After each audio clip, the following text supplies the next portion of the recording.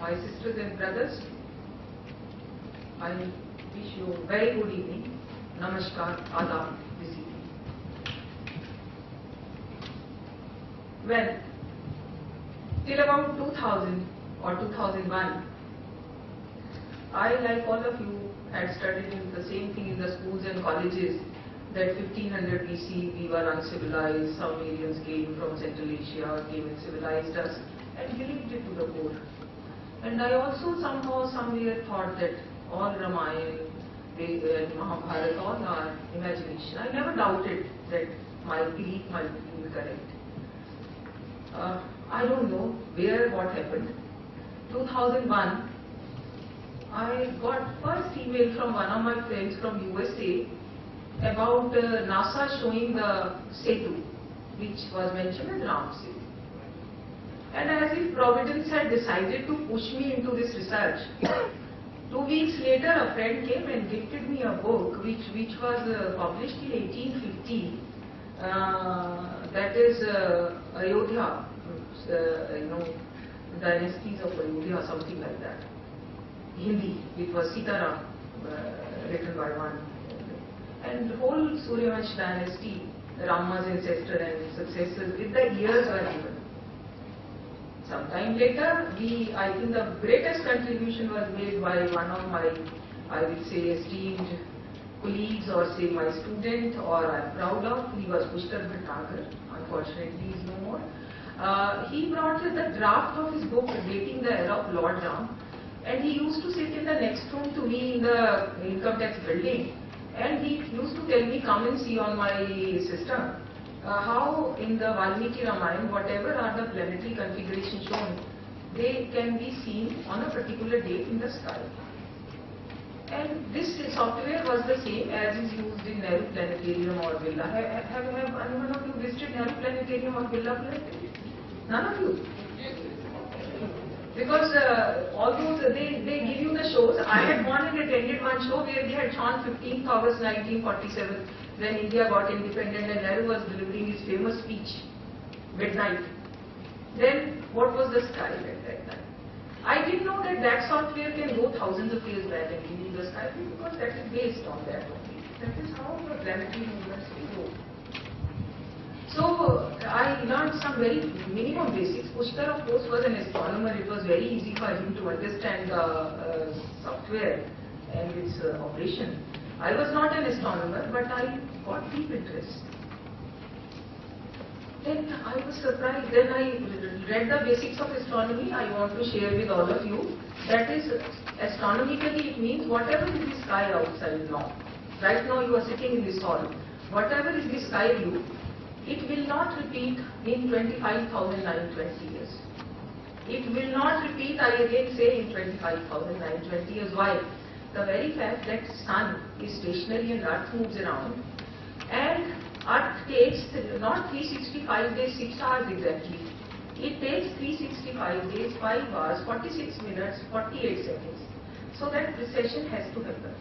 So when you see from earth, the sun, it will be, after thousands of years, it will be seen from a different constellation. राशि, हिंदी में जानने वाले के लिए हम राशि देखते हैं कि सूर्य किस राशि में है या दूसरे ग्रह किस राशि में है. तो ये जो धरती उसके तरफ घूम रही है, जब हम धरती से उसको घूमते हुए देखते हैं तो किसी राशि से वो तो घूमती रहेगी ना, वहां से दिखेगा.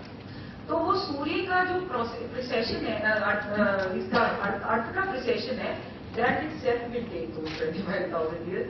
So the sun at a particular point of time will not be in the same rashi or constellation. That is the basic principle. I'll explain to you. I'll explain. Now, see, after this, I think for 2003 or so, I in fact started seriously thinking, what are we studying?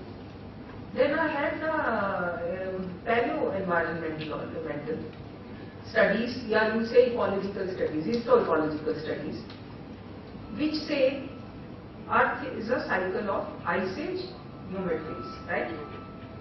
Holocene period, that is after the last ice age, civilization will start rising. Slowly it will develop. Again, as we are all being threatened these days that there will be deluge and there is earthwarming and everything will get washed away, civilization will. That is a cycle which is unavoidable. We can only defer it by a few years. Because on Earth, ultimately you go back to our theory of pralaya, it has to be a cycle. And scientists and environmentalists have already discovered, how many cycles over the last 2 lakh years. Roughly it's 12,000 to 14,000 years of Holocene, that is civilization rising after the Ice Age. Then whatever we drive ourselves to, total earth warming, total whatever population explosions and resources being insufficient, and then nature causing its disasters, and then again Ice Age started. Then no heating agents are there. But normally nothing else. Some human beings somewhere may survive in some caves, in forests, and somewhere.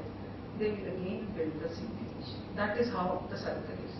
And I kept on studying for the last 12,000 years, the last Ice Age ended, civilizations developed.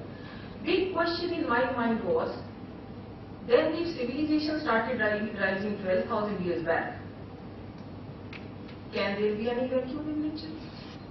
Civilization has to constantly develop. It has to constantly move.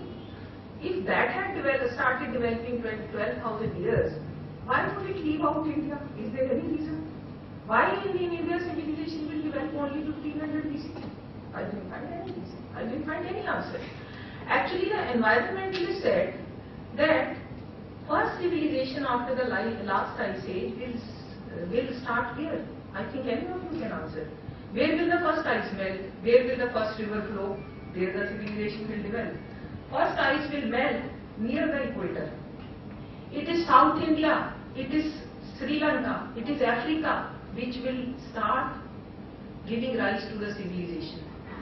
As the populations will explode according to that standard, there, waters will become insufficient. They will move where waters have started from. So from South India they will travel to Middle India. From Middle India they will travel to North India. As the civilization will develop, populations will increase and they will keep moving northwards. And who will move? More intelligent, more adventurous, more bold, more confident. So naturally wherever they will move, they will develop civilization better and faster. It is straight, plain, simple logic, reasoning. So if people developed in South India, the more developed out of them moved upward. And when they reached the Himalayan rivers, they had thousands of years of security of water. And they had all the reason to develop there because fertile land, abundance of water, wonderful climate, 6 seasons. Why would not the civilization develop when the environmental conditions are like that? So I only gave this background that this was the beginning point for me. For some time I started debating that I quit my service and do only this. I got so involved. Well, then opportunity came my way. There was this Institute of Scientific Research on Vedas, which was actually set up by late President Ramayan, Hyderabad. We opened a Delhi branch of this and started doing research. For me, like it's like tan man dhan. I put my savings in it, put my effort, and our whole team. We have a team of scientists. For us, any religious references or spiritual references we don't touch. Because there are so many people doing it, we thought. We only take out the science, pure science out of it and validate how and what we do about it. That is the first pledge we have written. Now why do I say scientific dating of events between 7000 BC to 2000 BC? First we had to, this is basically a methodology which I will just go through, how we go to it. This is taking out the planetary references from our ancient books, then finding out the exact date. I can say that with this methodology, not only the history of India, but the history of the entire world can be reconstructed with exact dates. I challenge all of you, you give me the exact dates from a validated material, from a resource material that at the time of birth of Buddha or of Prophet Muhammad or of Christ or of Guru Nanak, this was the planetary position in the sky. Our duty is to give you exact date, which will be exclusive by 25,920 years. It will not repeat in 25,920 years. And for us, that is how it is neutral. The study is entirely neutral. But obviously the first books and texts we all know are Vedas and Ramayan. So we first did the sequencing of books and then started our research. Now we proceed with our subject.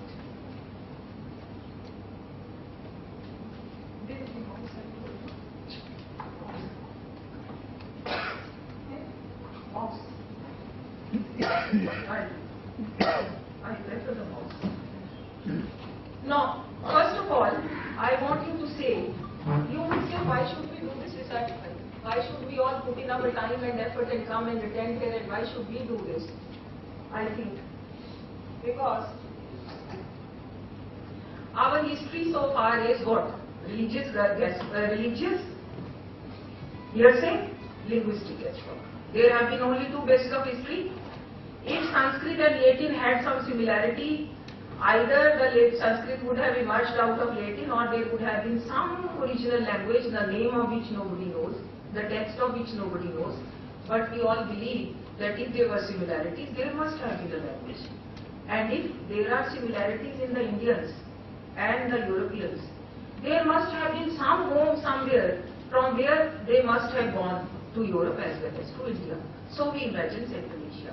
Till date, none of us knows what that place was in Central Asia from where we all came. We do not know what the hills were there, what rivers were there, what name of the towns were there, what people lived there. Have any one of you know? You have studied since school days that some Aryans came from Central Asia and they came and civilized us, started civilizing us from 1500 BCE, pushed the North Indians to South because they were aboriginal savages. They were totally, jungly, and they were sent to South and they became Dravidians. All of us are fed on this and we studied this, we believed it.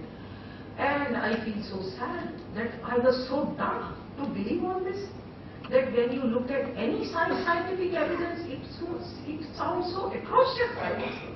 Because nothing can be farther from truth. Your genetic profile also says that North Indian and Dravidians have had the same common ancestors. That is why this study. Let us have a purely scientific reconstruction so that it is not a Hindu history, Muslim history or Christian history. Let it be history of the land. If Rama or Krishna came first, okay. Thereafter, if Christ came, let it be. We study that. If Prophet Muhammad came, we should study that. If Guru Nanak Dev came, we study that. History is of land. And generations keep coming, going. And the great people also keep coming and going. Now, with this study, I will, now what we have taken the project, as Mr. Doval had pointed out, that our project is from Rigveda to Aryabhat, doing scientific dating. But after talking to Kurukshetra University Vice Chancellor, we are extending it to right up to the Guru. Because we think that exact dates can be determined, which cannot be subjected to any dispute. If any dispute is there, we will take it, assimilate it and address it. Okay? So, our first part of the study is complete. Complete means in a good progress. No study can be complete ever. So, in a good progress, that is about Veda and Ramayan. We wanted to cover Mahabharata also, but before even dealing with this, let me share with you that why I am not covering Mahabharata. It may be actually prior to 2000 BC, despite likely. But I am not covering Mahabharata period today, and I put it to the entire audience here that what has happened is Ramayan dating, I will show you. Perfect. Can be in one side you run the Ramayan and on other side you run the planetarium software, and the date would be not different or contradict even for a day. But then Mahabharata, there are two sequences and they are all internally consistent. Half are taking us to 3000 BC, half are taking us to 1500 BC. How do we come before you? Why? Because, and then after a lot of research we realized that Mahabharata original was Jai Samhita, which was 8,800 shlokas. Later on it became Mahabharata, where more than 100 shlokas. So now we are researching for the original manuscript of Jai Samhita.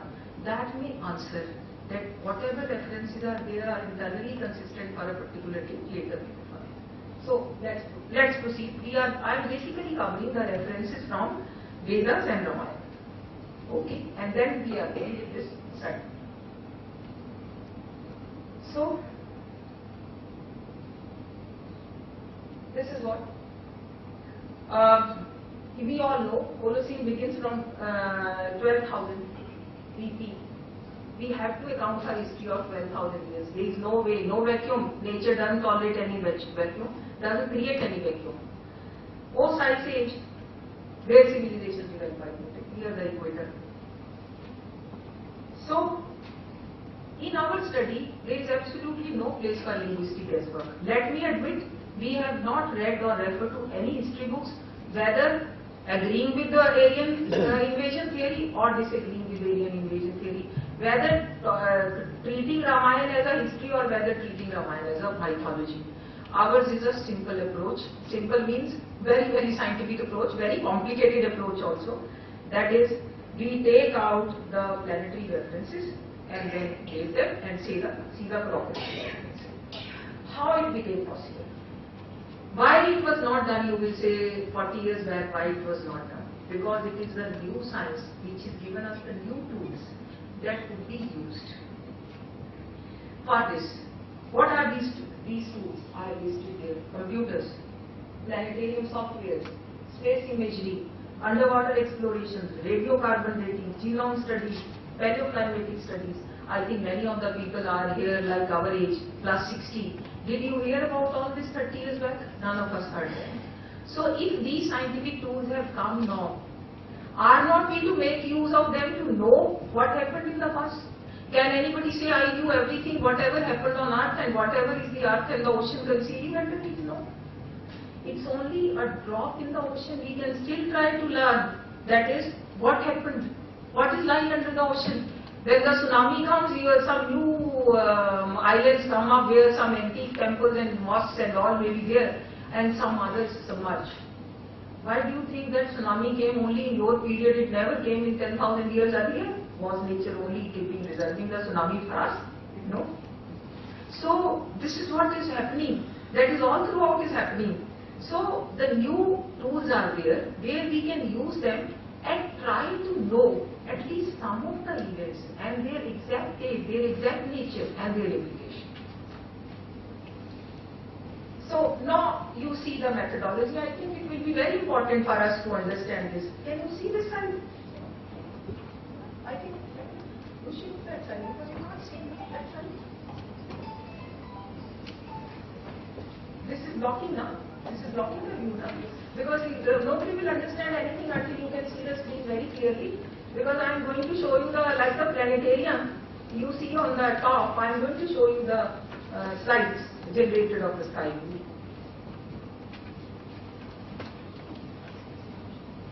Or make the rest. You can all see now. Because if you can't see the screen, you won't make out anything in the later part of it. Okay. So these are the tools we have used now. We have used all these: astronomy, archaeology, geology, genealogy, genetic profiling, paleobotany, oceanography, space imaging. Now we go one by one, systematic on this. This was the research project I have already mentioned. What is the exact research project? I think it's very important to read and understand this because before such a learned audience, I am also looking at there may be some people who might get interested in this research, and we so much welcome anybody associated with the research, because this is not a research which one person can do or 2-3 people can do, like our team of 4-5 people can do. Certainly not. We need more people and those who are interested. That's why I am saying this is scientific dating of ancient events from rebuilt to Aryan. Astronomical dating of planetary references in ancient Sanskrit words. It's not only Sanskrit, we are going to move it to others also, and we already have moved to some. Like for Buddha literature, we have gone to Bali also. Okay? Planetarium software, correlation of such astronomical dates with corroborating archaeological, anthropological, paleobotanical, ecological, geological, oceanographic and remote sensing evidences. I will openly request the esteemed audience here that whatever word or meaning also may not be fully understood, please feel free as I complete the sentence or a part of it, it can be explained. This is the methodology. Now, what we did is, in this methodology, first we had to have Sanskrit scholars. You will wonder that we have read our Sanskrit also through foreign translators. You know that. And first Rigveda we took of Botany, I think world famous Rigveda with English translation. And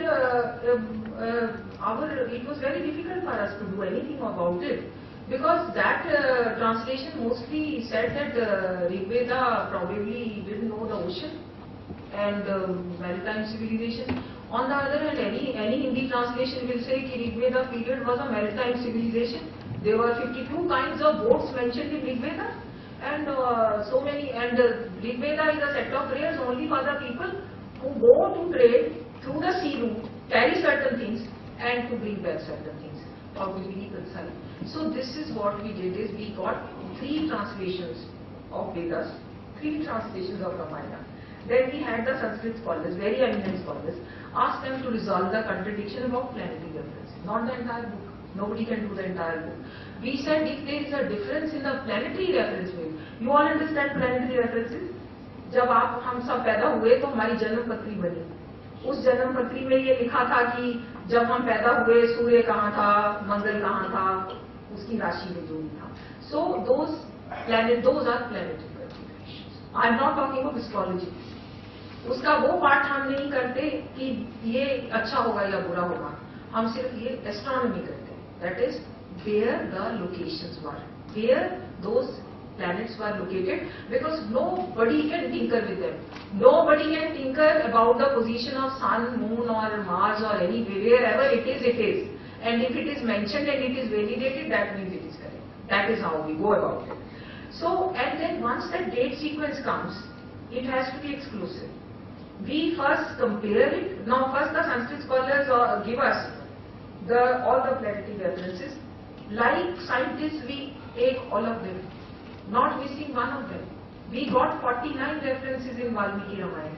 We listed all 49 and tried to go sequentially with all of them for our validity. If there would be any disparity in between, we mention. We admit that this particular reference is not falling in the sequence. So if it is exclusive and then it matches sequentially, then we feel it is something very great.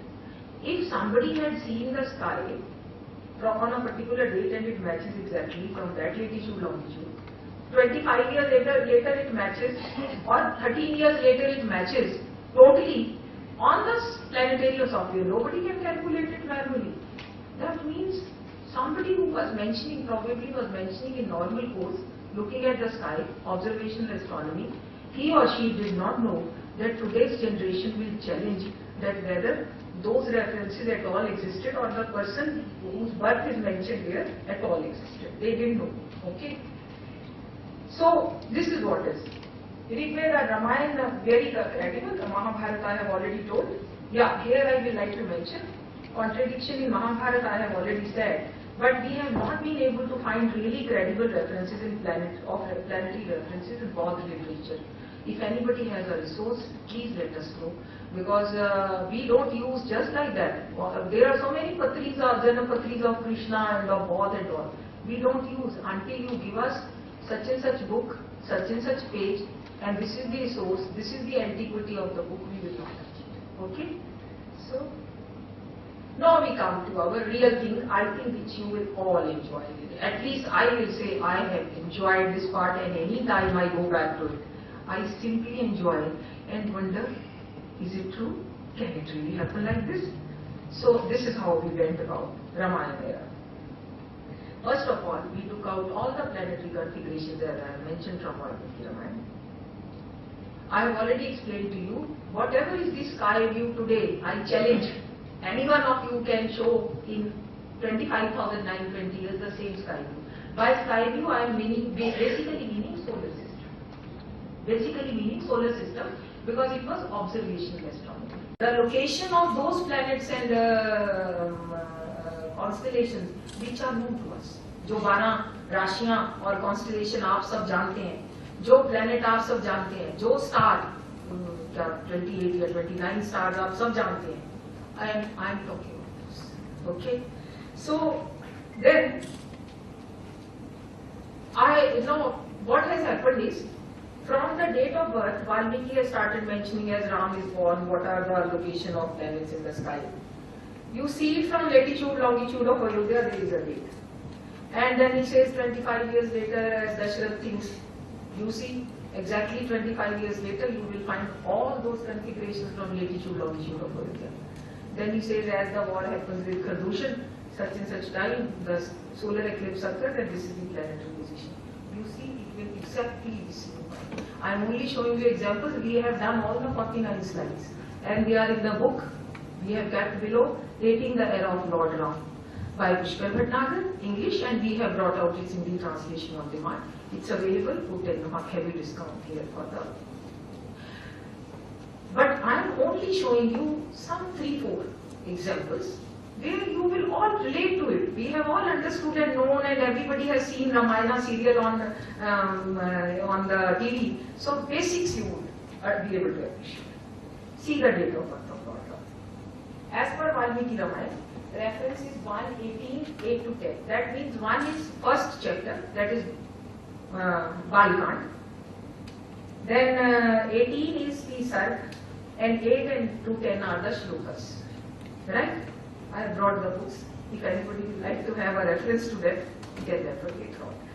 Now, he says, when Ram was born, Sun was in Aries, Venus in Pisces, Mars in Capricorn, Saturn in Libra, Jupiter in Cancer, lunar month of Chaitra it was, 9th day after low moon, Lagna as Cancer, moon near Punavasu. Punavasu, you know that Nakshatra is in Gemini constellation, it's the main star of that. Moon and Jupiter were shining together. Now, we would generate a slide and say it is correct only all these 10 parameters tally. If 1 out of 10 doesn't tally, we will not come before you as scientists that this is the date. Now you say, it took even Pushkar Bhatnagar, who was an astronomer and such a good expert on planetarium software, more than 6 months to arrive at the first date. And see the slide. These planetary configurations exactly, I think I'll show the slide first. Yeah, this is Aries, Sun is in Aries, Venus is in Pisces,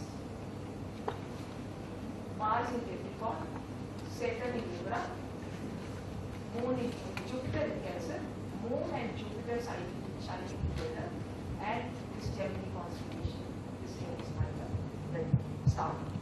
So, when all these fully tally, this slide was generated.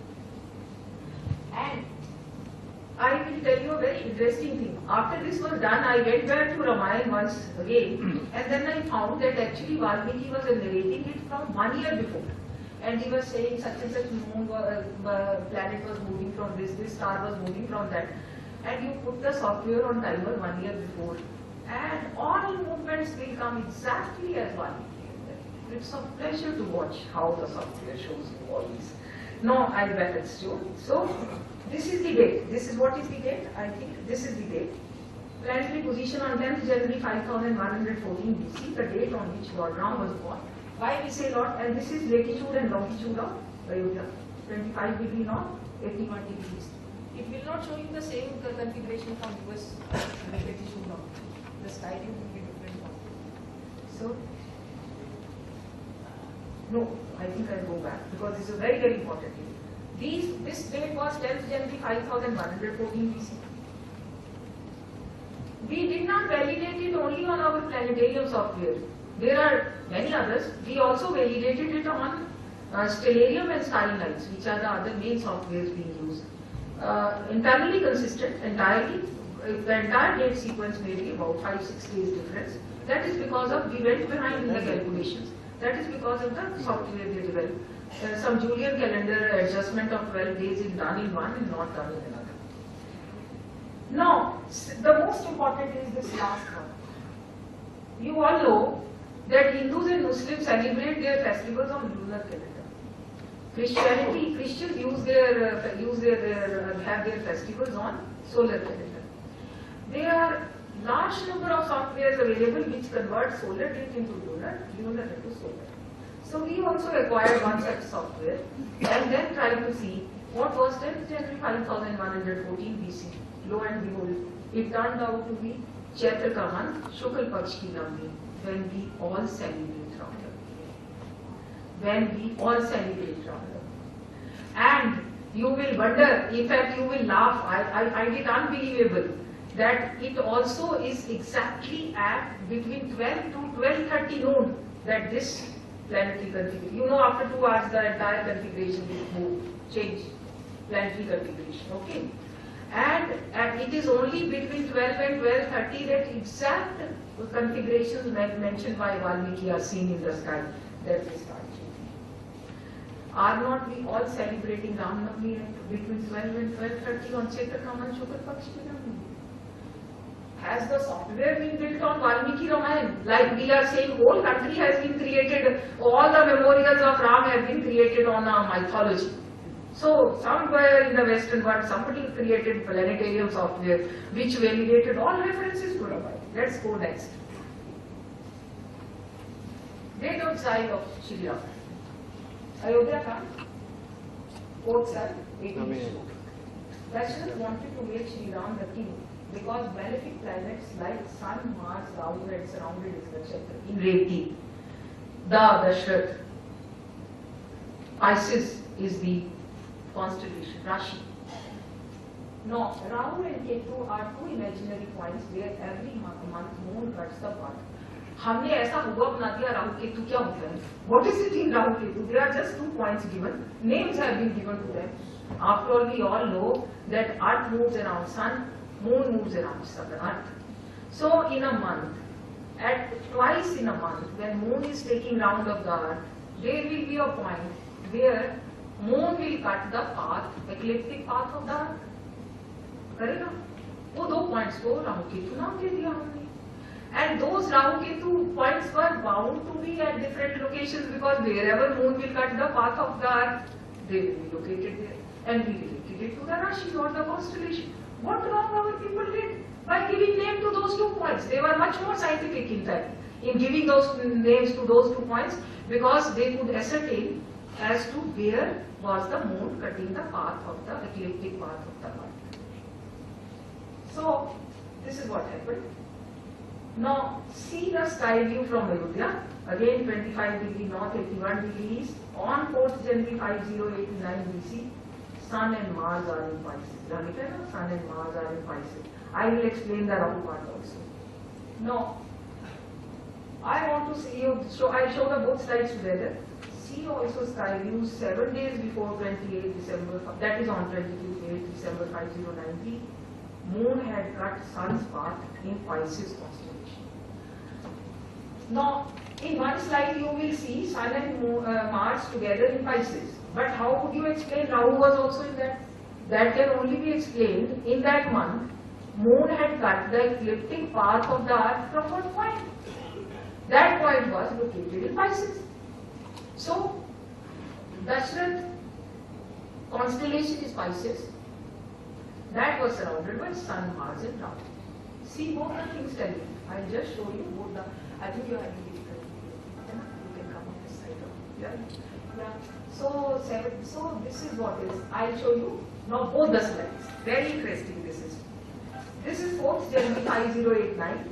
Then this is Sun and Mars, both are in Pisces. Okay, Sun, yellow is Mars, white is Sun. These are both in Pisces. And see 7 days. Moon crossing the ecliptic path in Pisces on 28th December 50. This is Sun and Moon. This is the Moon cutting the. You can see in front of the Sun. So 100% the configuration tells that all 3 were in the Dashrath Pisces constellation. And he felt that probably this is the time when he should quit his kingdom and make King Ram the king. Now, you all know thereafter that once, I think I know where exactly people will get about it. You all know what happened thereafter. And if we were to say that Ram was not a reality, or he did not come, or he was a god or something, then why would this happen? That at the same time when he was to be coronated as a king, he had to go to the for exile for 14 years. Okay, he went. He went. Then thereafter, Valmiki goes, you know, that he goes and he goes from so many ashramas. He gives all the journey. In fact, if you pick up Valmiki Ramayana, you can start from Ayodhya. He will tell you so much north, so much east, so much south, and most of the points and locations and names are also same till date. Most of the cities' names and rivers' names and hills' names are the same. So you can almost pick up Ramayana and go all those places, and they will be. You can go as per his guidelines, that you go to right, left, north, south, east, west. How long? For how much distance? So this is. I will only deal with one slide now. That is because of a very graphic description of a solar eclipse during war with Khardushan. I think any one of you would have learned Ramayana. In fact, even Tulsi Ramayana has made a reference to it. Tulsi is a devotee's Ramayana. I didn't put it. Tulsi is a devotee. When there is a great man who comes on earth, may it be Ram, may it be Christ, may it be Guru Nanak, or may it be Mother Teresa, the latest, what will happen? His or her contemporaries will be admirers. So Valmiki is simply an admirer. He will criticize Ram at many places. Admirers, after some hundreds years or a few years, give way to followers. After some more 100 years, followers give place to devotees. When the devotees come, they add mythology to reality. Do you agree? They add mythology to reality. Like today, even Mother Teresa's devotees are there who will say that the moment you touch Mother Teresa's picture, or will get cured. And it has got cured in so many cases. They will say, I mean, you will find. I have read the stories. But that is a devotee, no harm. He also has a right to exist in the world. That is his way of thinking. He believes in faith. He does that. But then that doesn't mean that Mother Teresa didn't exist. She existed, but some of our devotees believe that she had that miraculous powers. That is how it happens. So Tulsi's Ramayana is a devotee's Ramayana. Even he refers to that when there is a war between Ram and Khardushan, there is in the middle of the day, there is a huge solar eclipse. And it is so dark all around that they come running, Ram's people come running to him. Is this some kind of Mayajal of Khardushan Rakshasas? What has happened? In the daytime, then Ram says, no, it is solar eclipse. After some time it will move, you go back. Then you will fight your war. Because in those days, war used to be fought only in daytime. In daytime. And I will only wish that some of you should pick up those 3 pages of Ramayana. I don't think till date anybody has given such a beautifully detailed description of a solar eclipse. Any smallest point relating to solar eclipse is covered here. Now you see what is happening. At the time of war with Khardushan, what is said? It is said that at that time, planet Mars was in the middle of visible planets.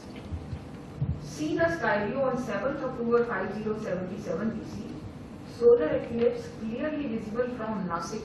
I am not know Ayodhya's latitude longitude because it was Panchvati. Panchvati is near Nasik.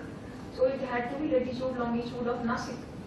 See, I will show you the eclipse and see how it exactly matches the description there. And mind it is in the 13th year and in the when converted to lunar calendar in the same month as mentioned by one. Here is. Now, you see, Mars is in the middle Mars is this yellow one. Sun and Moon obviously eclipsed. Sun is eclipsed, Moon is in front. Moon is in front and Sun fully eclipsed. And this is Saturn. So Sun, Moon and Saturn are on this side of Mars, and Venus,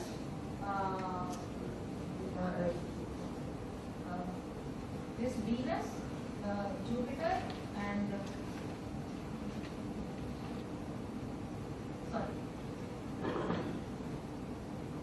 Mercury. This Mercury, Venus and Jupiter on the other side, and Mars is in the middle. And this is exactly the same lunar calendar date as is mentioned in 1 meter. And in this entire year, planetarium software shows only one solar eclipse, no other eclipse, seen from anywhere in India. Other eclipses mentioned. Kishkinda solar eclipse. Software shows solar eclipse on 3rd April. 5076 when, which was the only solar eclipse during the entire year. See sky view from Kishkinda. This is when Ramayan narrates Bali and Israel and Sugriv and all the fighting. Then at that time there is a reference to the eclipse. And then reference to lunar eclipse when Hanuman fought Sita. That also tallies with the date. Sky view reveals lunar eclipse starting from 4:15 p.m. on 12th September 5076 BC from Colombo. I'll only show you this one because I can't keep on showing you all the slides. View from Kishkinda I will show. See the solar eclipse. And that is from 16 degree north, 77 degree east. That is latitude, longitude of Kishkinda. Kishkinda is Chile. So on 3rd April 576. Eclipse will software which always show in front of the sun.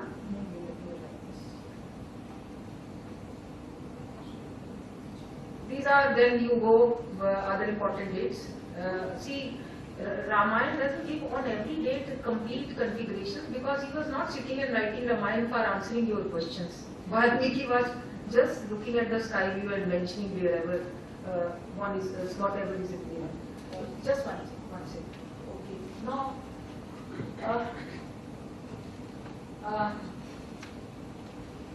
it's a very interesting phenomenon. You know, at one time you can only see 6 constellations. Do you all agree? There are 12 constellations. At one time you can see only 6. But when Hanuman comes on return journey, 4.5 hours, period of time, journey in time is given. That is what 6 constellations are seen and which 2 go behind and which 2 appear. Put the planetarium software, start with the date, and you will see exactly out of those 8 constellations, 6 appearing first, 2 going behind Sri Lanka, start journey from Sri Lanka to India, and then next to Earth. This is how the sky views tell you. Then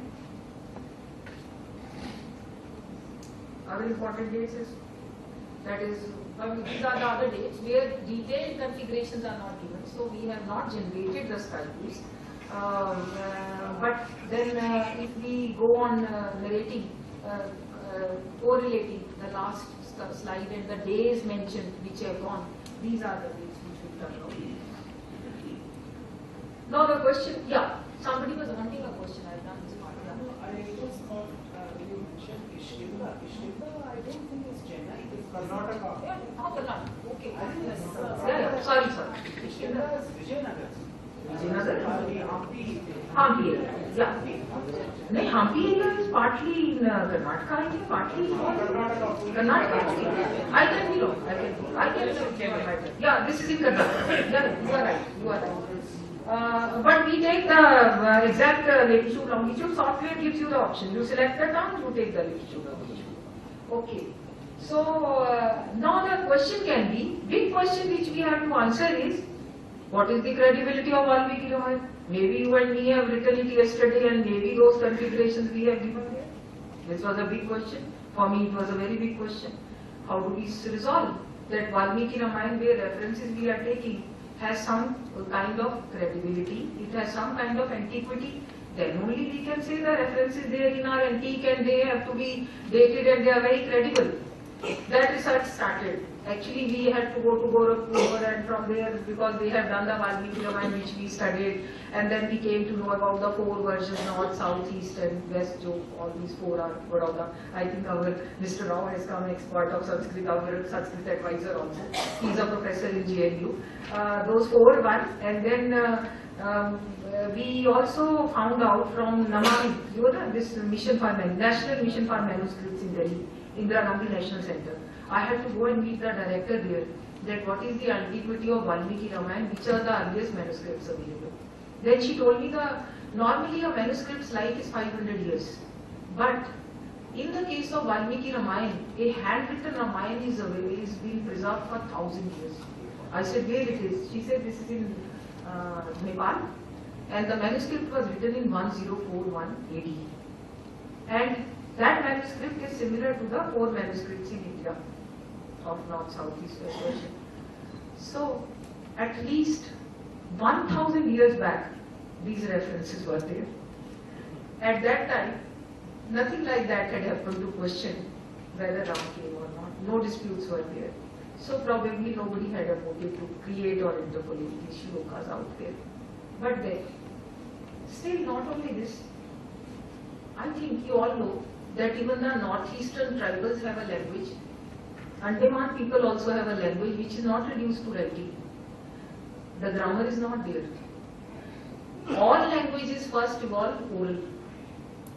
They slowly and over a period develop some grammar and reduce it to writing. The Ramayana is such an original period. When Valmiki in the very beginning, in 8 first shloka says that as Ram becomes the king of Ayodhya, I start composing his biography, that is the word used here, Atmakatha, I start writing.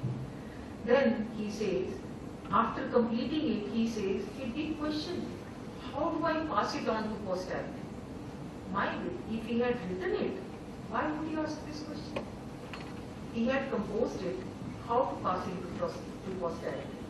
Then he says, very good, I will teach it to Lakush. They don't know Ram is their father. They don't know, they have been trained by Valmiki. And I will make them remember and narrate it to posterity. That is what is written in Valmiki Ramayana. Slowly over the years it got reduced to writing. But then there are evidences of 500 BC when Ramayana in writing was also available. Some of the references I have read, references available in Kautilya Arthashastra, Dashrath Jatak, both literature. Terracotta figures excavated at Kaushambi and Nachar Khera of 2nd to 4th century. They are all about Ram. Valmiki Ramayana probably oldest preserved manuscript, I have already said, all Persian. This is what is the antiquity. So I don't think there is any reason to doubt about the references to planetary positions mentioned there. So after we were fairly certain about the reliability of those references, we started our research of 2 years to date them. Okay. Now, we have done the first part. I believe very many details are available if you are interested in astronomical dating. It's entire Pushkar's book which we have brought here. And if you are interested in the crisp summary, then we have already put our book there of historicity of Vedic and Ramayana eras, very crisp summaries of all types. Now, we start with our corroborating evidences. We go one by one. What does geography say? What does geology say? Archaeology says? We go one by one. Geography. Researchers, I think you all know Ramavtar Sharma, his program has come many times on ZTV also, showing the places from Ayodhya to Rameshwaram. He's researched for 30 years. Incidentally, he was also a degree officer in our department. He worked with me, so I had first-hand knowledge of what research he has been doing. They go with a team and take a vehicle with no resources practically, with a camera, and he himself at a driver and one more associate. And they start with Valmiki Ramayana from Ayodhya and go north, south, east, west and go right up to Rameshwaram. It took him 26 years. By now he's come out with a book that is Jahan Jahan Ram Charan Chali Ja. English and both bilingual. Now you see, what are the places mentioned here? and what we see in India. These are the starting from Ayodhya, number one. All these are the places which he went one by one, and only those are listed here where some flora, fauna, ambience, hills, rivers, forests were found similar to what are narrated in Ramayan, and similar memorials as are mentioned in Ramayan are available. This is what is India. Come right up to the ocean. So, if 200 references to geographic places, many more are there which is not found as yet. They are there because some forests, deep forests, some have been 7,000 years, some have been demolished, houses have come up. Fine. So, if this is there, did somebody sit down and keep on creating India or Valmiki Ramayana? Because then somebody started from Ayodhya and created the hills and the rivers and all kind of things, and came right up to Rameshwaram to validate that mythology which is there in Ramayana. That is what I would say. I cannot give any other explanation. No, so these are the, what I also wanted to say, that some of these places have such a striking resemblance to the details in Ramayana, and many of those places, which very selected ones, I went to visit myself as a part of my research. Ayodhya, Akshay Vat inside Akbar Fort. Have any one of you visited that Akshay Vat near Akbar Fort? What a thing it go, you know? Long ago, when I was a student. See, you have to go down and down, because original Akshay Vat is at a far lower surface. See, you know, earth level keeps on rising with the number of years. That's why ancient sites are excavated below the earth. You have to go down 3-4 stories. They have converted into a fort. That's how it is preserved. And there is such a huge Akshay Vat tree. It runs into miles all along the Ganges. And so many parts of it are cut, burnt. It starts from another side. It starts from another side. There is such a huge reference to Akshay Vat in Ramayan, and the description is so much similar. Now here the question is not that the same tree is there. The question is, whatever branch was cut, somewhere else it started. This way, then somewhere else it started. And the whole portion of more than a kilometer is covered by the roots of that tree. You see that. And they're all around, all near the Ganges. I will only say, because government service at least has one privilege, that is, you can arrange for some special escorted visit in the company of an archaeologist. I could arrange a visit there to go in the company of that army which is controlling, and an archaeologist and a local specialist on botany, paleobotany. So this is what is there. Then you will find Chitrakoot. If you read the description of Chitrakoot in Ramayan, and you go and visit after that, then you will see whether you are wandered to Ramayan period. All the caves, all the waterfalls, all the things around will be similar. Even flora, fauna, trees are similar. Birds are also similar. Then Bhardwaj Ashram, this is very interesting. I think many of you will go and visit Anand Bhavan in Allahabad. Did you ever notice opposite Anand Bhavan there is a municipal garden? And municipal garden has a small route going down. And it goes below, and there excavated site of Bhardwaj Ashram is there. The only tragedy is nobody is highlighting it. People go there. Only people like me who knew it is there had to search where that gate is. Not a big board is put up, and then you can go and see. That is interesting. Agnishala of Agastya Muni. Has anyone of you read in Ramayan? Have they ever said that Agastya Muni had a ashram? No, Agastya Muni had a Agnishala. And what was he doing in Agnishala? He was making a kya. He is a Muni, he is not a Rishi. In Ramayan. Network of caves and tunnels under the hilltop located in Novara. This one I will like to, because this one was not covered earlier, so yeah.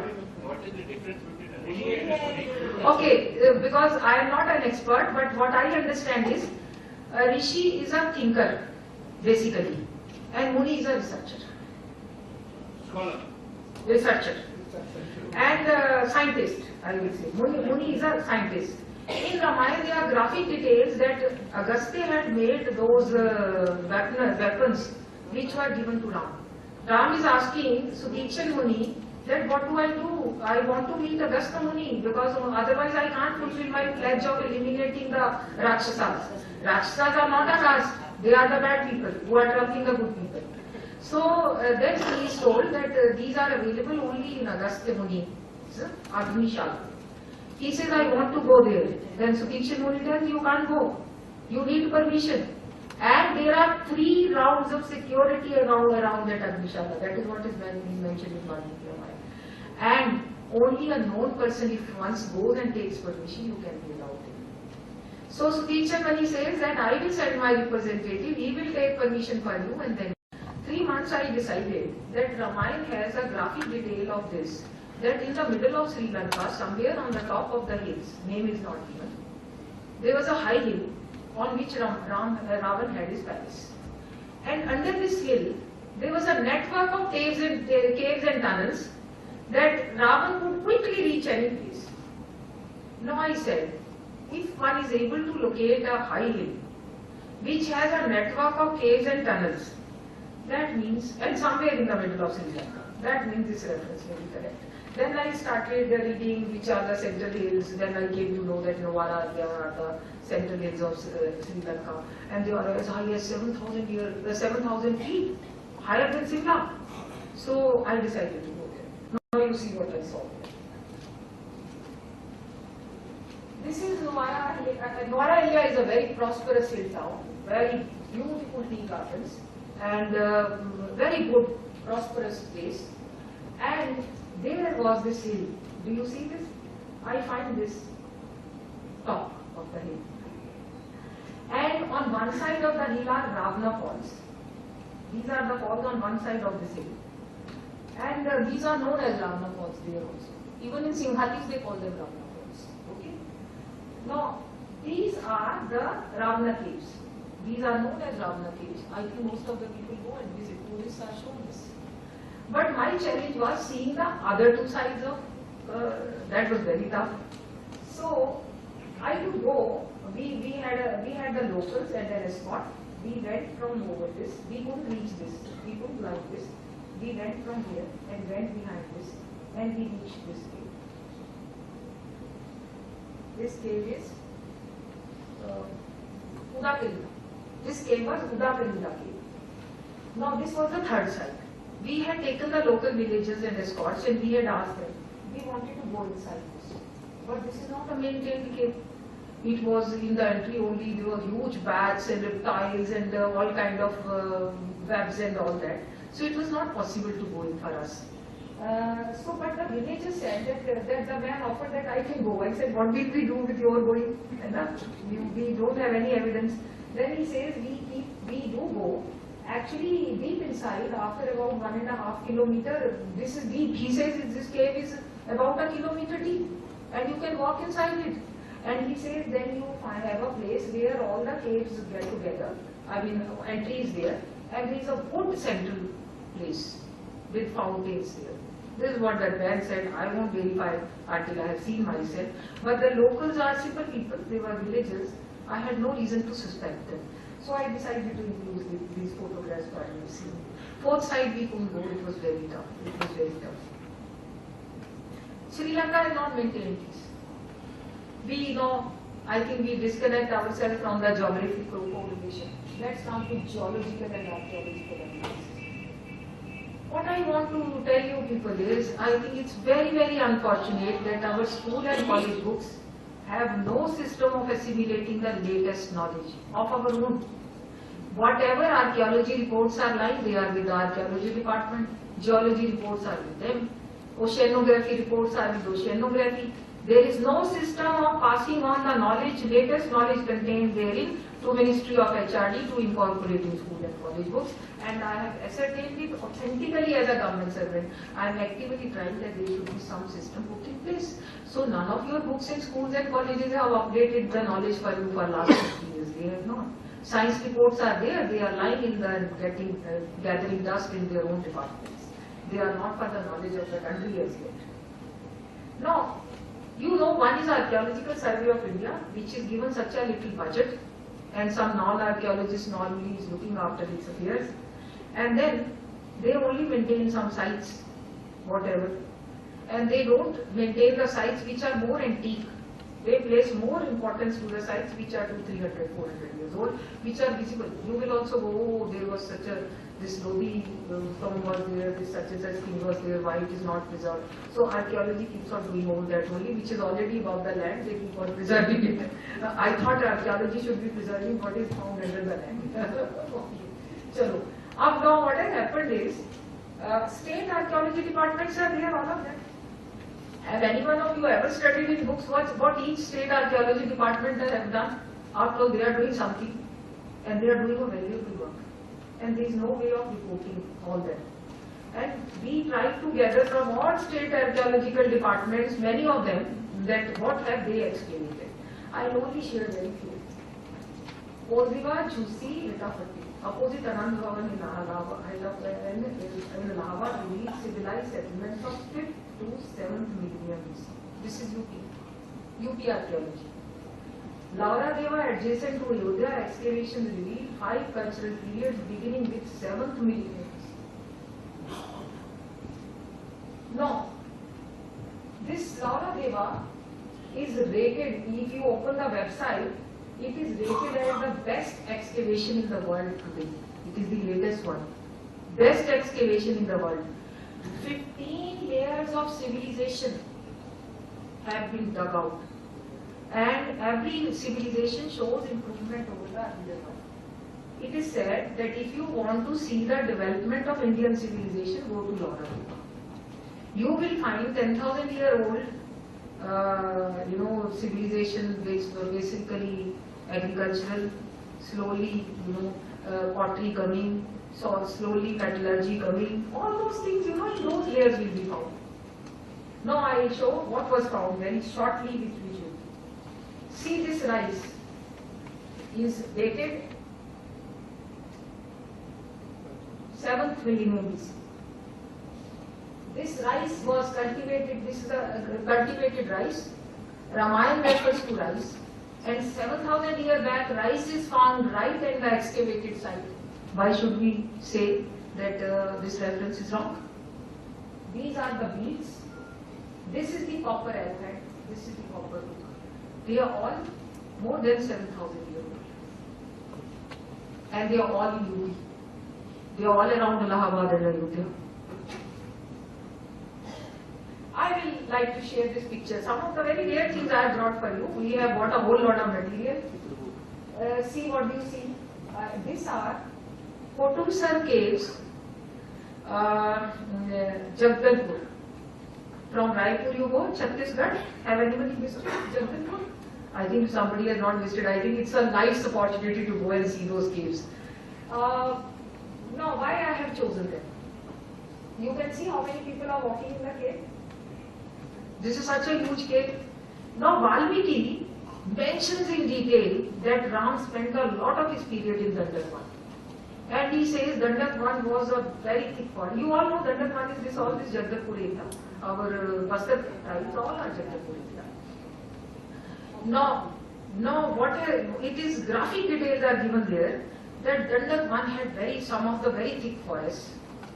The light of the sun could not touch the ground because of the greenery, trees, and so many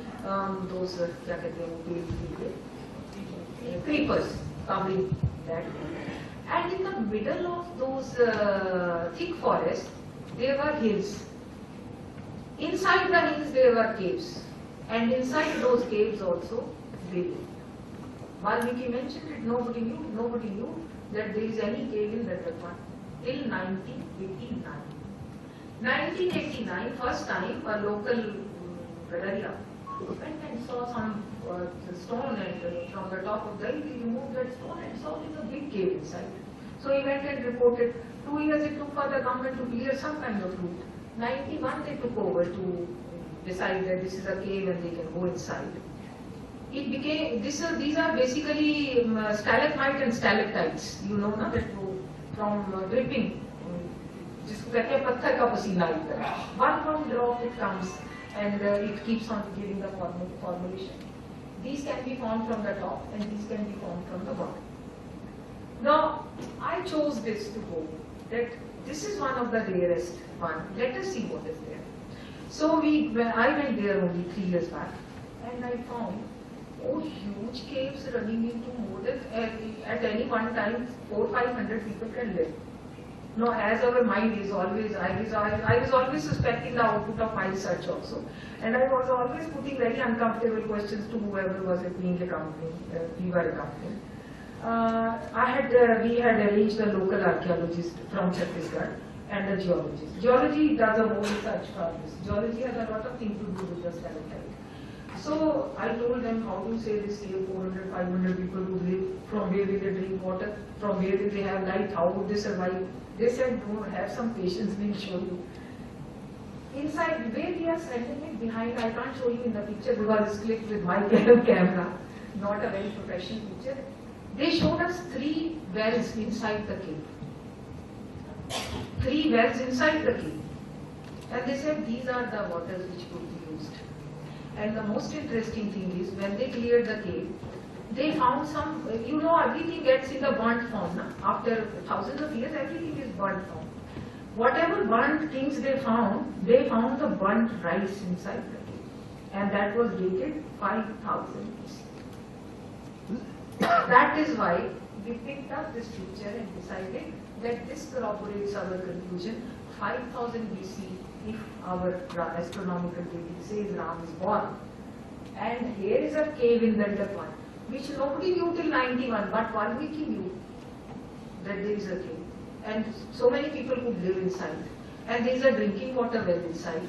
And there is a rice pit burnt there, which is dated 7000 years back. I think that's a big, huge corroboration from archaeology and geology. Now we move to the most interesting part, Ramsey. Ramayan has graphic references in all these papers.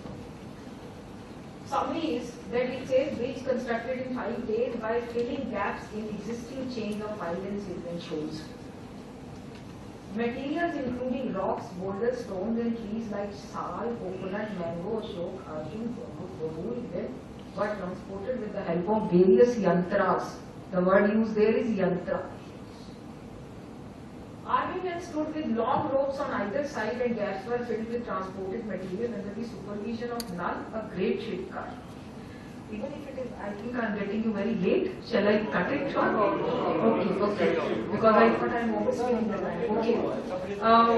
I tell you what a interesting thing is there. In Valmiki Ramayan, it is nowhere said that Ram was written and the stone floated.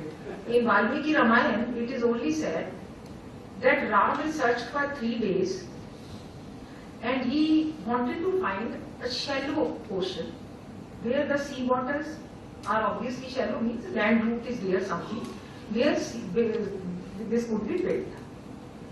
He located this route, which is where the setu is built, but then he asked Sugri, how would we construct the setu? Well, there is no expert here. He says, no, there is a big Shilpkar, known Shilpkar who has a Maharat like Vishwakarma. That is the sentence used there. Vishwakarma ki Maharat jaisa yahan pe nal hai, main usko bulata hu. And you will laugh if I tell you what he says second time. Because he is the Maharaja of the place. You know, na? Sugriv is the Maharaja of the place. He says, हम अभी ढिंढोरा पिटवाते हैं कि नल हाजिर हो जाए, अगर वो 24 hours में हाजिर हुआ तो उसको मौत की सजा दे दी जाएगी और उसको हाजिर करवाया जाता है. But he is already there in his army. He is already there. So as he announces कि नल के लिए announcement करिए and call him, so null comes. And then he says, let me examine, सर्वेक्षण करने दीजिए. He does the survey and then he says, okay, this place is good. यहाँ पे पुल बनाया जा सकता. Now next, why I have used this 5 days to be. Now, very interesting thing he says is that you send your army all around, let them put the mountains of these materials there. Huge, large number of trees are mentioned which are found in that area, like rocks and all, creepers. He says, bring everything. And the most interesting part, which none of you would have noticed, I noticed only after 7th time I'm reading Valmiki Ramayana, I notice that is what he's saying, because Sanskrit, very difficult. Now, what is mentioned there is that I have seen it. I will construct the bridging parts. He doesn't say he will do the whole bridge. He says, first day we will do this much part. And the wanderers will stand with long ropes on both sides. And I will do the filling with this material. He also says this material will be filled up. But what he says thereafter? He says after the first day's filling, we will take our entire army across that and park them there. Now if there is no natural hill, no natural island, after that, how would we say that? Then he says second day we will fill up the second part. Then we will carry our army further. This is what is Valmiki Ramayana reference. Now you see what I am trying to show. NASA picture you have all seen. Only this small portion. This is a natural formation. This small portion I want you to see. Where rope-like boundaries there. Now I want to show you this. This is what is actually Ram Setu part is only this much. This is Dhanushkoti town, Rameshwaram, Dhanushkoti. And this is that Kalai Nakar. This is the, now do you see, inside this are the hills, these are islands, these are shoals, and only gaps are there. Only gaps are there. And these gaps were, and these were probably at 5 years. So these were filled up. After the first filling part, army could get there. Second filling, army could get there. Like that, they would go. 5 days, they would fill up. This is what is called. Now, yes, I would like to say one thing. That again, our suspicious mind, I saw this. I read all this. Actually, there is a book Ram Setu by Subramanian Swami also. There is a book Ram Setu by a report of a seminar also. We got both. They almost every inch details are given of what this is. What the formations are. They are natural formations with the gaps. Okay. Now I decided to see this place somehow. I said I only want to know where is this and how it is different from this and how deep it is. I think it took me also my resources as member of the CBDT 1.5 years to arrange a proper visit to this place until I found my own student whose brother was posted as BCE at Ramanathapuram. And I had told the people there that whenever you have somebody who can really show me, I can go and see, write this place, then I will come. So I had gone. Now, this place used to have 7-8 years back glass boats. People used to go and see this part. For political reasons, those glass boats were got removed from there. Now, my challenge was, how do I see this then if there are no glass boats? So this was again through the local DC, a local boatman who had on the boat 2 sides, and they gave me the snorkeling glass and they helped me lie down and see through that glass under that. This is how, and measure the depth. That is what it is. So we saw, and the depth was 9 feet and 5 inches, roughly like that. So, and one could see, this kind of very short, small portion. Only 2 very small portions are left. Nothing else is there like this. In the entire bridge or formation, which I am showing to you this one, only very 2 small portions are left like this. Okay? So this is a big challenge. The question started, if this is 9.5 feet deep, if we have no evidence that this was above the sea level 5000 BC, 7000 years back, how do we say Ram was real character? Because that means there was no bridge on which people could walk. That was our next search. I mean, we have been suspecting ourselves and proceeding further, doubting. The search started, how do we know what was the sea level? Then we came to know, I had never heard that there is a National Institute of Oceanography at Goa. We contacted them and we asked them to have a sea level curve and asked them to give us a presentation, organized a seminar, and then I will show you what happened. No. So we organized a seminar last year where Honorable APJ Kalam had come and inaugurated. And this was about so much. So I will first show you the sea level curve. See the sea level curve. This is current 1000 years, 1000, 2000, 3000, 4000, 5000, 6000, 7000. Do you see 7000 years? We are taking 5114 BC now. So that means 7000 BP. This is all BP. Sea level was here. That is almost exactly 9 feet below the present level. This is not our curve. This is a National Institute of Oceanography. After a lot of research, they have prepared this curve. And their scientist G had come and made the presentation and given this, which from where we have taken. And you see that how quickly the sea level is rising from where to where it has come in less than 1000 years. And how quickly it has submerged also, because sea level has again risen, gone right up to this. Then it came down. Right? Now, why I am mentioning this is, we at that time were very thrilled that our astronomical dating of 5114 BC is perfectly corroborated by the National Institute of Oceanography curve. That sea level was at that time was such that Setu was a walkable bridge. Okay.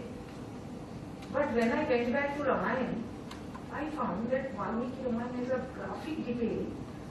When sees 3 days Ram is researching and he is not able to find the route where construction of the bridge could be done. Sugriv tells him that very funny. This sea had its waters given only by your ancestors. Even then it is not showing you the way. It's a poetical way of narrating. And he says it is your ancestors of Sagar and Bhagirath who had given it so much of water. And then now, it is not even showing the way where less water is there or land route is there above or shallow waters are there. When I went back to Ramayan, I found water volumes in sea were like King Bhagirath, 44th ruler and Raja Sagar. During 1000 years before Lord Ram, 64th ruler, sea level had risen by more than 10 meters. With less than 100 years of construction, the bridge had within less than submerged. Because you see the sea level rose. Now, you will find a very interesting reference to how Ganga has taken the route. शिवलिंग स्वर्ग जैसी ऊंची शिवलिंग peak से शिव की जटाओं जैसे ग्लेशियरों से इतना पानी बह रहा है कि ये सारी धरती को बहा देगा, सब खत्म कर देगा तहस नहस। और उधर ईस्ट में इतना सूखा है, अयोध्या के ईस्ट में टुवर्ड्स कैलकाटा, कि सूखे से लोग मर जाएंगे, पानी नहीं है। तो इसलिए राजा सगर decides to have that Ashwamedh Yajna. Yajna used to be a determination. They used to take one point, this work has to be completed, only then this Yajna is complete. And the entire route of Ganga is dug towards the east to divert those water, to save the western India from floods and to give waters to East India. There are graphic details, anyone of you can go back. Okay. So this sea level, now you see how in 1000 years sea water has gone from here to there. In these 1000 years, the terrific waters of Ganga from Shivling Peak, they have been diverted to this side, and rivers have, waters have risen so much. This is very interesting. I think we are nearing conclusion. See how much the dispute was created, whether there was a bridge, whether Ram was existing or not. See the report of Department of Earth Sciences. This report was released by our Honorable Minister, Mr. Sibal, as Minister of Science and Technology in Calcutta in 2007, and it was reported in Statesman. And immediately thereafter, when the controversy started, report was made confidential. In spite of one of my students being in Earth Sciences, I couldn't get a copy of it. Finally I got it through Ram Setu book of Subramanian Swami. who also as an MP applied the right to information and the Honorable Minister rejected his request. He made a request at that time to APJ Kalam under Right to Information Act, who directed the report to me. This is how the report. This is our country. This is our country. अब वो department of earth sciences ने उस report में अच्छी तरह बताया है that on either side of these parts, only the part I am showing, there are evidences of Mesolithic, microlithic tools, and they are also human remains. The rest I leave on your guesswork. Satellite photographs by National Remote Sensing Agency, as per which state to could be man-made. This report was placed on the House Parliament, and quickly it was made confidential.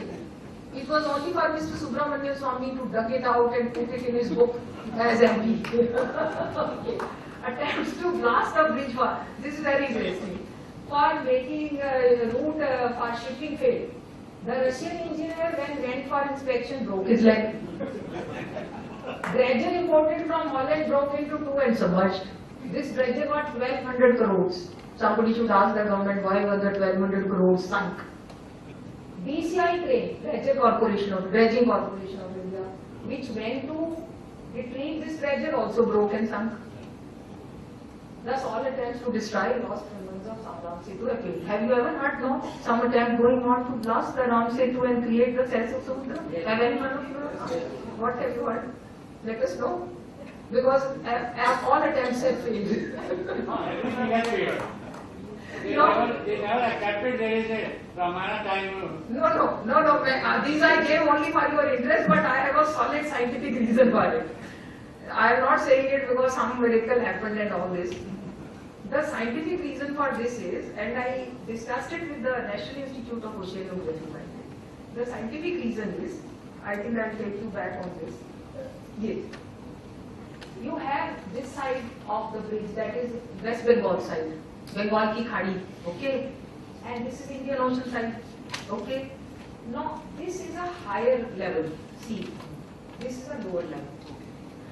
So any attempt to fill it up or to blast it, the sand and all comes and occupies. So the shipping route does get created. And these attempts have not been made only today, for 2500 years these attempts have been made. You know, our Indian civilization used to be basically maritime civilization. All Chola kings and all those kings had all Vijayapalan, all those people had maritime civilization, had their wars and fights right up to Java, Sumatra, Thailand and all that. So this is the reason. So any number of effort government will keep making, whatever dredger will go, it will sink. Don't worry, Ram Setu will never be blasted. Okay. No. Crop. This we have done. Okay. Okay. Yeah. This is something very, very fascinating. It took us a lot of time. Now you know that Surya Vansh dynasty is there in so many books. You have Rama's dynasty. This is Ram, 64th ruler of Surya Vansh dynasty.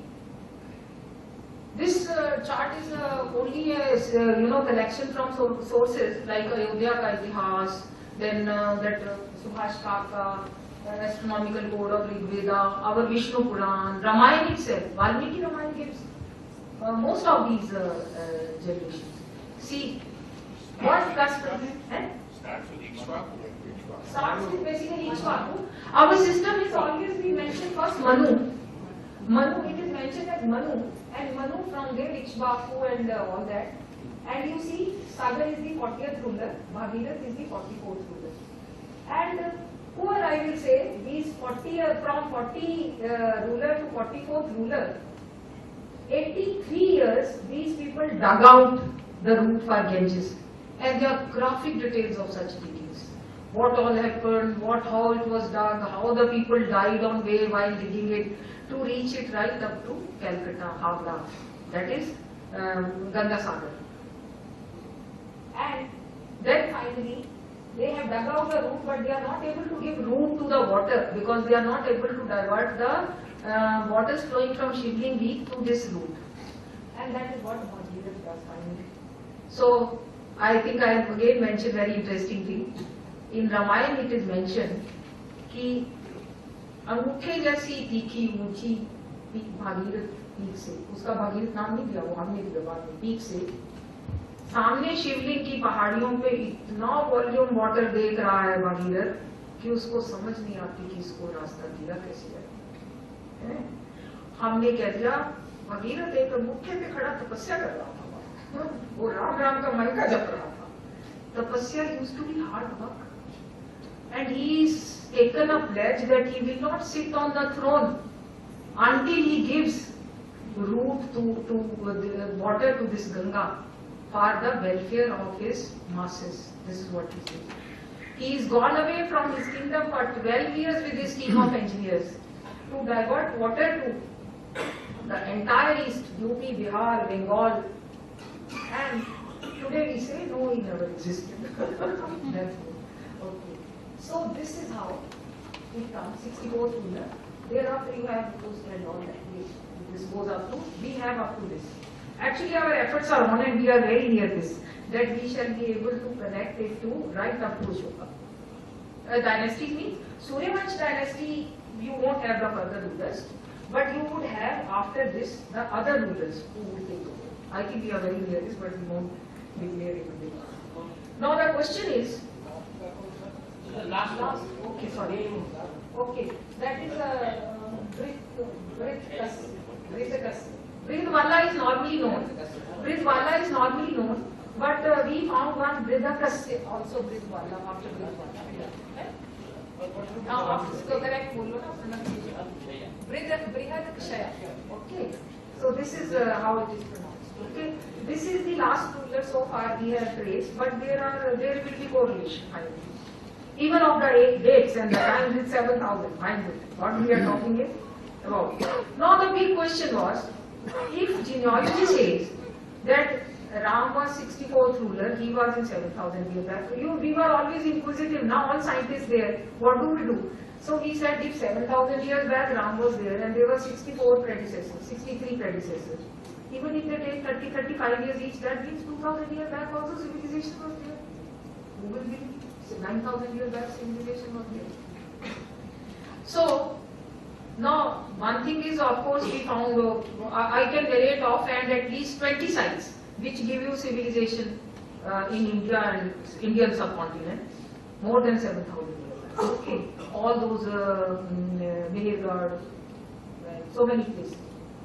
Then, now the question is that if genealogy says that they were there and they were living in North India and they were ruling from here, and we believe that 1500 BC nobody was there civilized.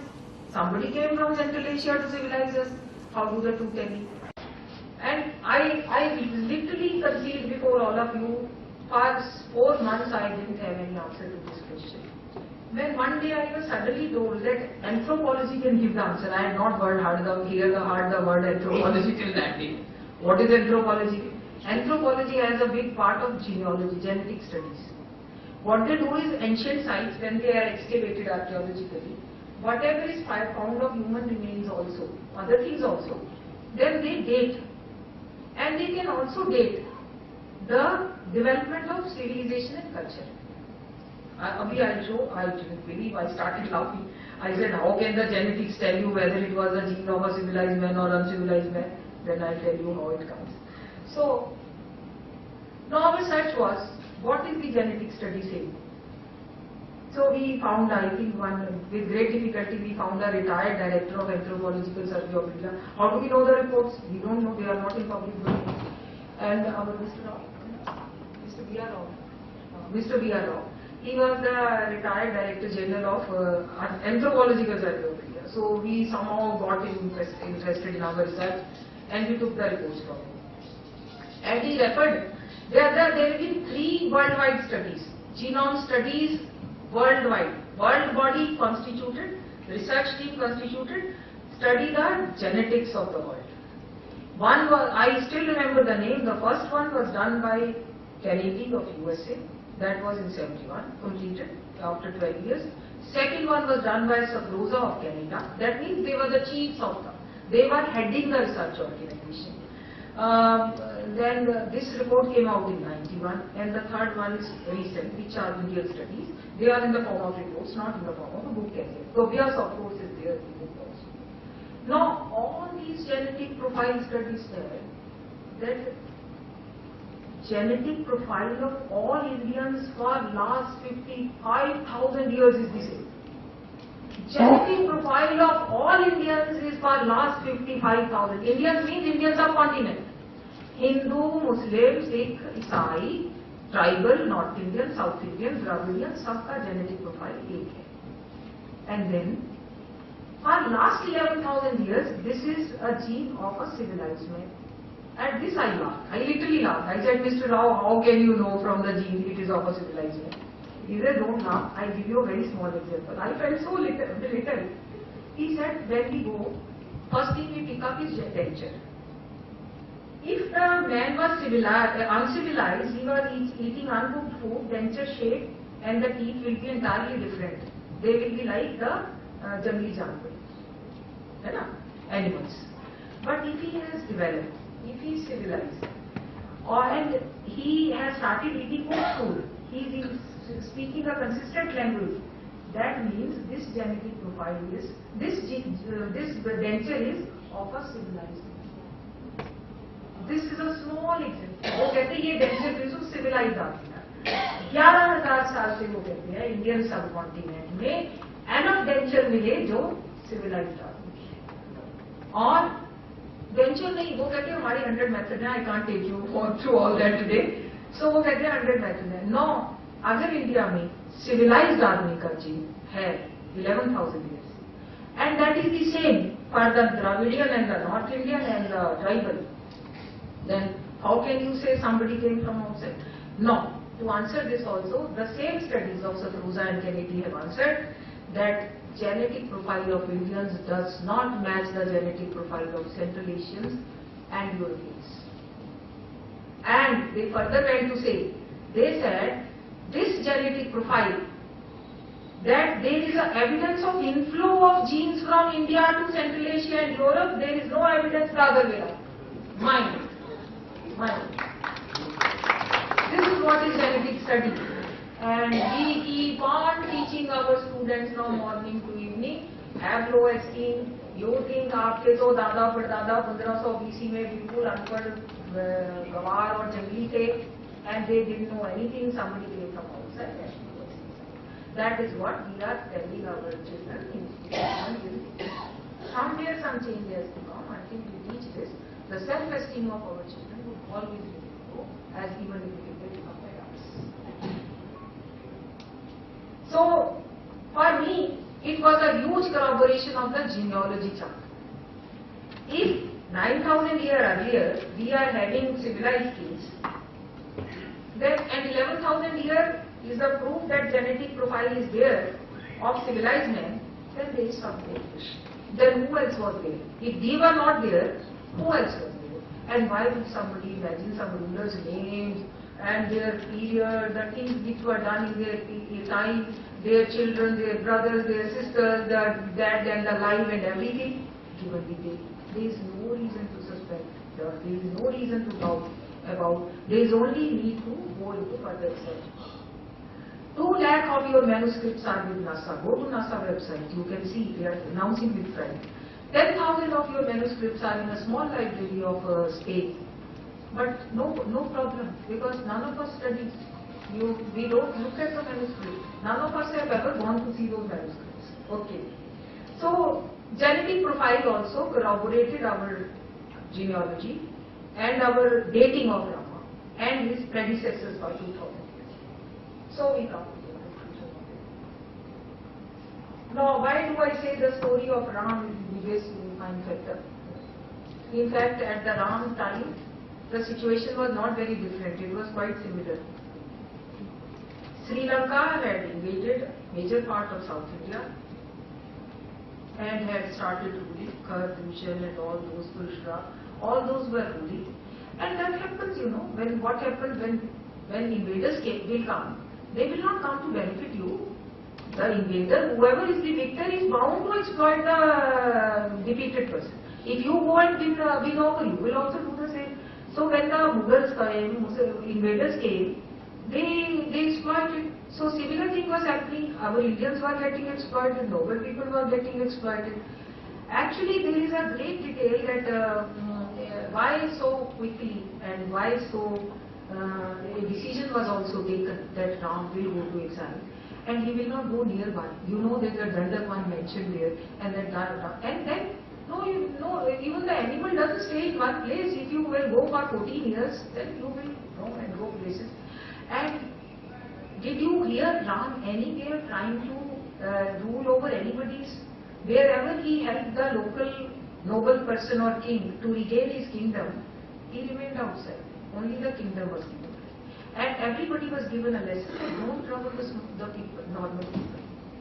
The duty of the king is to rule for the benefit and for the welfare of the masses. That is the lesson he gave. And then what did he do? He went and take Jutha Bear of Bini. Do you don't think it is symbolic? Because at that time also this had started.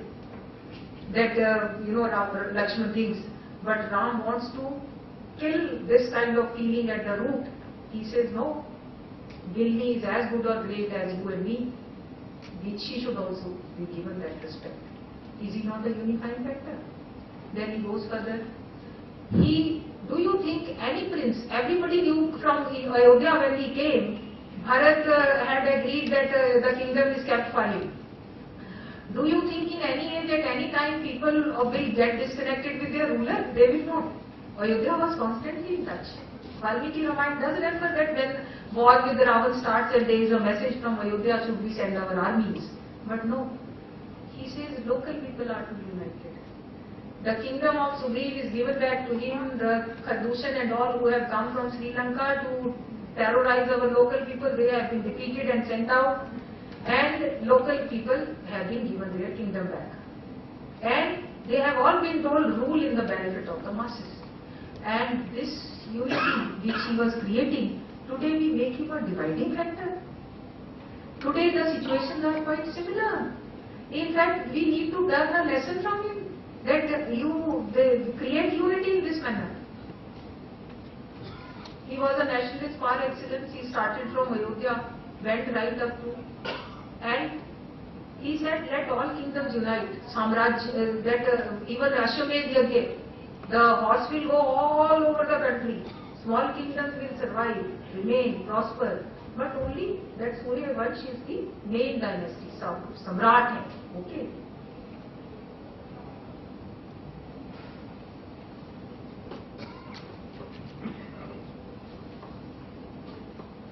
Good over evil, we all know that he always, Ramrajya is synonymous with welfare state.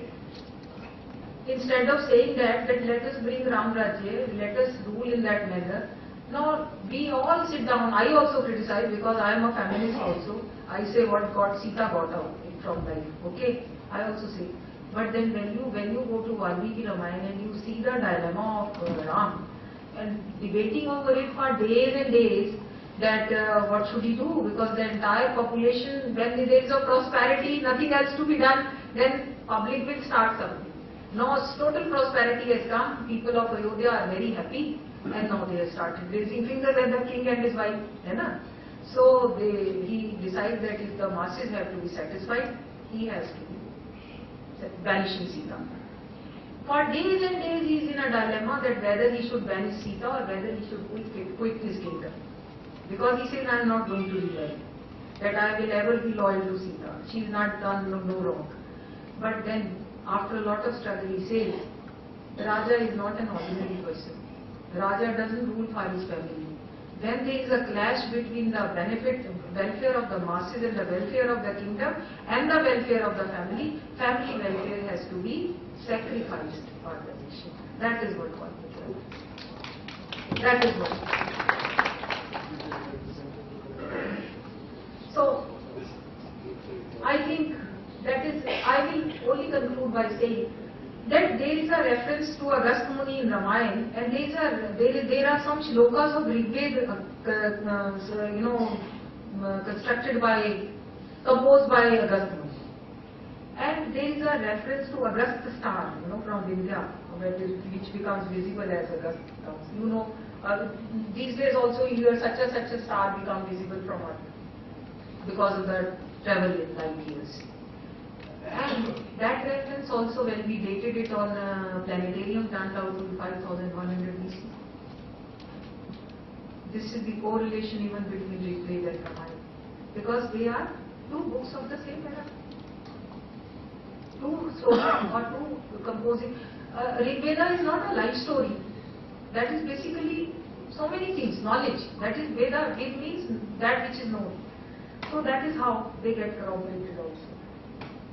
So I think enough evidence is there to say that 7,000 years, more than 7,000 years back we were civilized, and the dispersal of civilization happened the other way around. I don't deny that the same theory will continue.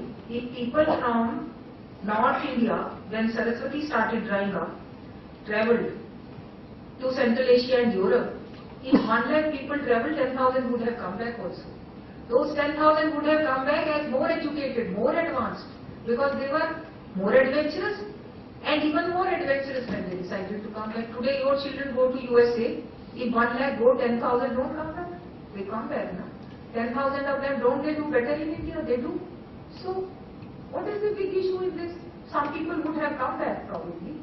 We accept that also.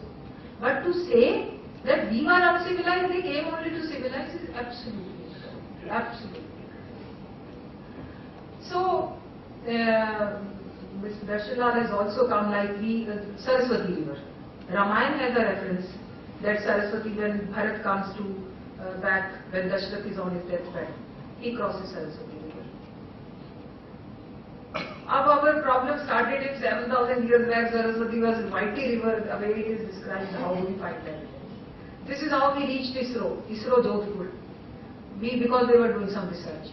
ISRO Jodhpur, we requested and we found that they have done a lot of space imagery of dry channels of parallel channels of Saraswati river. And all those routes which are described in our ancient books, they tally with what the space imagery says there. 7,000 years back, it's a mighty river. By 3000 BC, it has started dwindling in water. And by about 2000 BC, it has started drying up at places and converted. What is the big issue? A river will have depth more and less. Wherever there is more depth, it will turn into a pond now. And wherever depth was very shallow, people will build their houses. What is the big thing to be doubted about it? Do you mean to say, what is the reason is given is, Saraswati is worshipped as a Devi, therefore that would be a river. Ganga is also worshipped as a Devi today, so the Ganga also doesn't exist. We should all say that. We should all say that. If Saraswati at that time did not exist because it was worshipped, today Ganga also is worshipped. Every day we sit down and do our arti. Because the natural resources we have always worshipped. That is no reason. The space imagery, geological reports are declaring from the housetop that there is a mighty river channel. The river at some places was 2 kilometers broad. It gave the impression of a sea. So that reference also got corroborated. So this is how also we say that until we discover our true heritage, until we take pride in that heritage, truth, pride in truth, not in artificial, I don't think we can really usher ourselves into the category of advanced countries or 21st century world, whatever we say, the forefront countries. I will only conclude by saying, many students at many places I have gone have asked me, why do all this research? I asked them that, well, you tell me, 2 students you said, I told them they were younger, so I am not asking this question here. 2 students you stand up.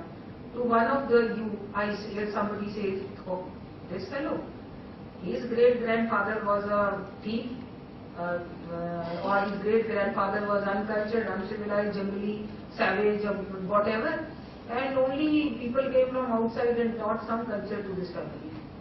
This is one student. The other is, oh, your great-great-grandfather, such a learned man. He went around the world and circulated the knowledge. I said, who between you will be more proud? Then they said, oh, don't ask the question anymore. We say, until you have self-pride, until you have self-pride in the genuine, culture, civilization and heritage, how do you take pride? And if you don't have pride in the truth of the culture and heritage, then how do you go before the world and say that you know anything and you have given anything to the world? You will always be saying that you were getting proud of yourself. So, with these words of APJ Ghulam, I thank you.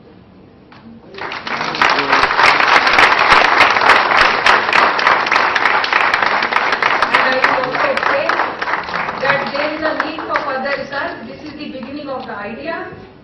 This is not the end. Road ahead. 99% of Indians don't know what I am saying this because they are not being taught anything about this. But there is nothing new. We have not invented anything. These are all interpretations. So let's go ahead and take this idea forward. Thank you so much.